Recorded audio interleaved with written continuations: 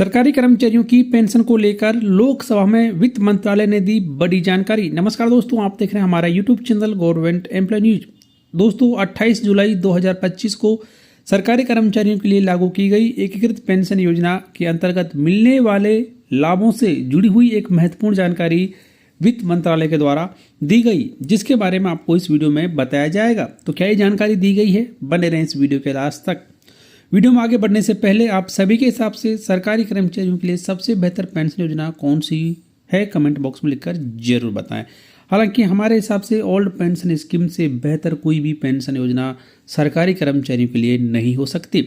तो एकीकृत पेंशन योजना यानी कि यूनिफाइड पेंशन योजना से जुड़े हुए सवाल श्री कंवर सिंह तंवर और डॉक्टर संजय जायसवाल जी के द्वारा पूछे गए थे। सवाल इस प्रकार हैं कि एकीकृत पेंशन योजना के अंतर्गत अतिरिक्त लाभ प्राप्त करने हेतु केंद्र सरकार के सेवानिवृत्त कुल कितने अभिदाता हैं? इस योजना की शुरुआत से अब तक कितने दावे प्रस्तुत हुए हैं और कितने दावों के संबंध में कार्यवाही प्रारंभ की गई है? अगला सवाल कि क्या सरकार का निकट भविष्य में अन्य पेंशन योजनाओं या क्षेत्रों में भी ऐसे लाभ प्रदान करने का विचार है? यदि हाँ, तो उसे जुड़ी हुई जानकारी क्या है?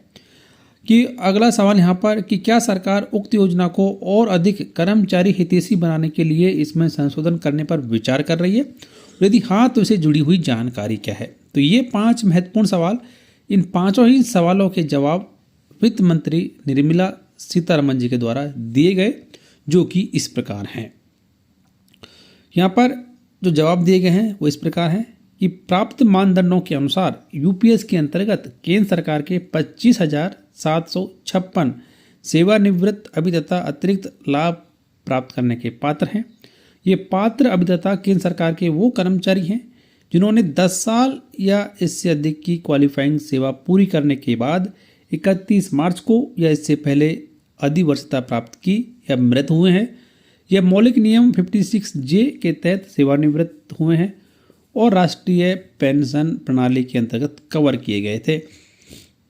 अगले सवाल का जवाब दिया गया कि 20 जुलाई 2025 तक 7,253 दावे प्राप्त हुए और इनमें से 4,978 दावों पर यूपीएस के तहत लाभों के भुगतान के लिए कार्यवाही की गई है।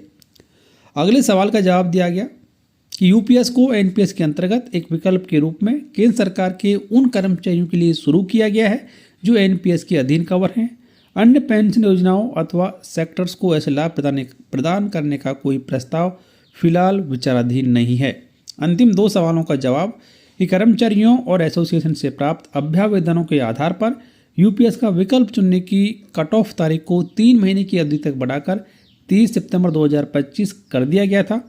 सरकार ने यूपीएस द्वारा कवर किए गए केंद्र सरकार के कर्मचारियों को केंद्रीय सिविल सेवा राष्ट्रीय पेंशन प्रणाली के अंतर्गत ग्रेच्युटी का भुगतान नियम 2021 के प्रावधानों के अधीन सेवानिवृत्ति ग्रेच्युटी और मृत्यु ग्रेच्युटी का लाभ दिया है। इसके अलावा केंद्र सरकारी कर्मचारी जो कि एनपीएस के अंतर्गत यूपीएस का विकल्प चुनते हैं, वो सीसीएस पेंशन नियम 2021 या सीसीएस असाधारण पेंशन नियम 2023 के अधीन सेवा के दौरान सरकारी कर्मचारी की मृत्यु या अशक्तता या फिर दिव्यांगता के मामले पर डिस्चार्ज की स्थिति में लाभ प्राप्त करने के विकल्प के पात्र होंगे। केंद्र सरकार ने यूपीएस के लाभार्थियों को आयकर अधिनियम 1961 के अंतर्गत एनपीएस लाभार्थियों को यथा उपलब्ध कर लाभ भी प्रदान किया है। तो अब यहाँ पर एनपीएस को यानी कि यूपीएस को लगभग एनपीएस के जैसा ही बना दिया गया है। फायदा यहाँ पर यह है कि कर्मचारियों को यूपीएस में एक निश्चित पेंशन की गारंटी मिलती है, वहीं एनपीएस में निश्चित पेंशन की गारंटी बिल्कुल नहीं है। तो ये एक बड़ी जानकारी वित्त मंत्रालय के द्वारा लोकसभा में दी गई। जानकारी आपको पसंद आई तो वीडियो को लाइक और शेयर कर दीजिए, चैनल सब्सक्राइब कर बेल आइकन प्रेस कर लीजिए ताकि हर एक ताज़ा अपडेट आप सबसे पहले देखते रहें।